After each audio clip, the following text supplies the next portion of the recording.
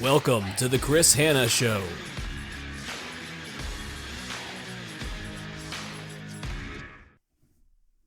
A lot of people want to be successful, but what success is to each person is different.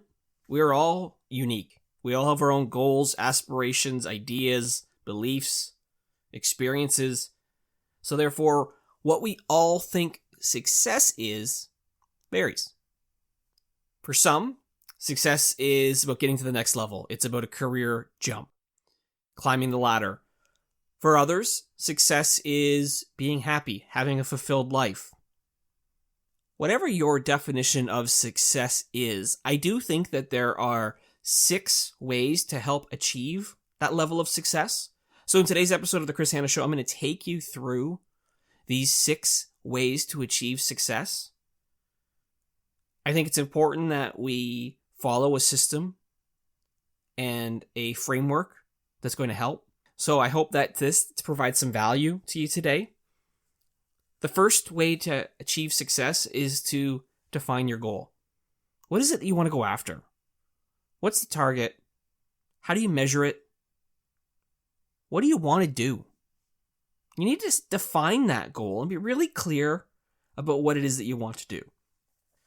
You might have a goal to lose weight. Well, just saying you want to lose weight isn't specific enough. How much do you want to lose? How many pounds? When do you want to do it as well? Have a goal that can be measurable, achievable, that's got some time restrictions on it as well. Maybe you've got a goal to get out of debt by a certain month or year. Debt may be holding you back from doing what you want to do. So set a goal for yourself, define it by determining what do you want to do, when do you want to do it, and more specifically, how do you want to make it happen? Those are important aspects to define your goals, but also it's the first step to really being successful, is making sure you're really crisp and you're really clear on what it is that you want to go after. The second tip to achieve success is to stop limiting your beliefs. Mindset is everything. And if you don't believe you're going to be able to do something, I guarantee you won't do it. You have to believe in yourself. You have to make sure that you are all in on your abilities. Confidence is important. I've talked about this before, that I think it's important that people are authentic, bold, and confident. And your mindset and your self-esteem and how you look at yourself and believe in yourself is important. You have to make sure that you are limiting those negative thoughts, because those negative thoughts can turn into how you live your life, how you manifest and show emotion to people as well if you don't believe in yourself. So stop limiting your beliefs. And if you got people in your life who are contributing to you limiting yourself and what you believe in, maybe those are people that you need to look at removing from your life or minimizing the impact that they have on you. So again, stop limiting your beliefs. Related to that is the third key to achieving success, and that is stop complaining. We got way too many complainers out there who are always blaming someone else for their problems. It's not their fault that they lost their job, or that they don't have the money that they're looking for, or that they've gained weight, or they can't get out of debt. It's somebody else's problem every single time. Or they complain that they're bored, or they're unhappy, or they're not successful. The truth is, you have to stop. You have to stop complaining, and you got to take action. You got to do something about it. Complaining all the time about not having something, but not also coming with a solution and doing anything about it, is a quick way to annoy a lot of people, but it's also a way to keep yourself stuck in that negative state of mind. I said earlier that mindset is everything. If you surround yourself with nothing but complaints and negativity, that's all that you're going to attract as well. You need to have a life that's full of fulfillment, happiness, joy, In order to get that, you need to attract those positive thoughts. So less complaining needs to happen. You need to have the right outlook on life and pull in the things that really matter. Number 4 and 5 I'm going to put together, because number 4 is keep moving and number 5 is progress over perfection.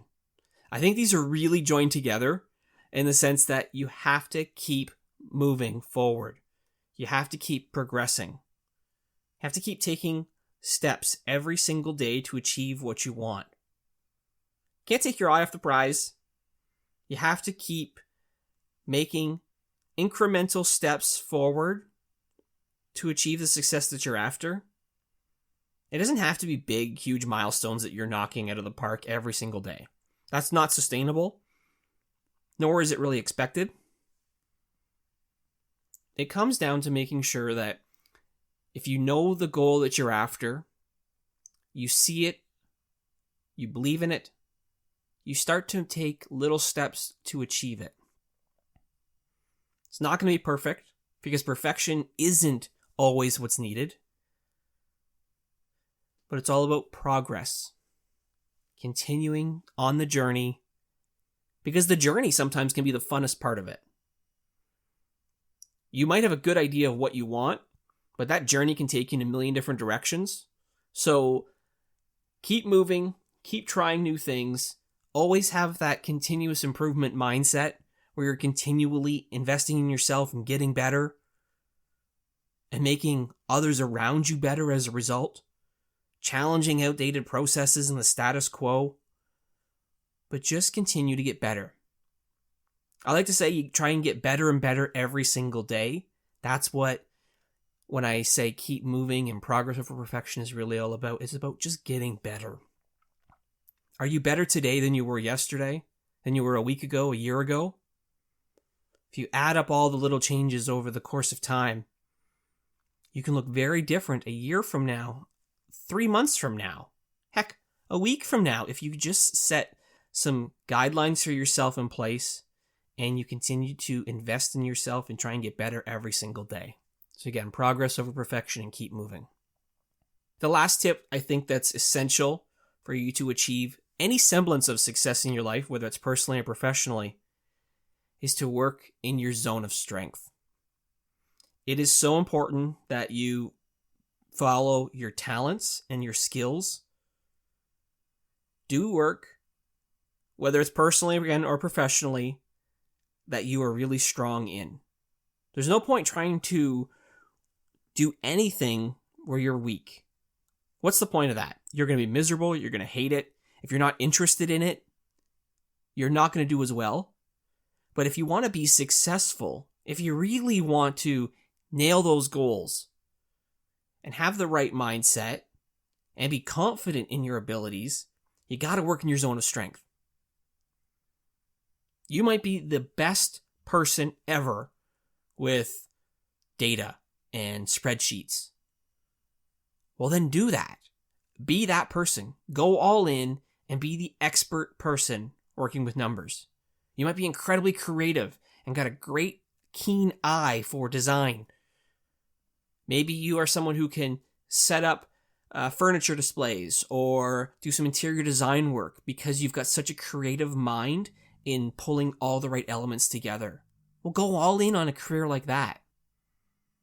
Do the things that you most love to do and that you're best at, and you will be way happier as a result.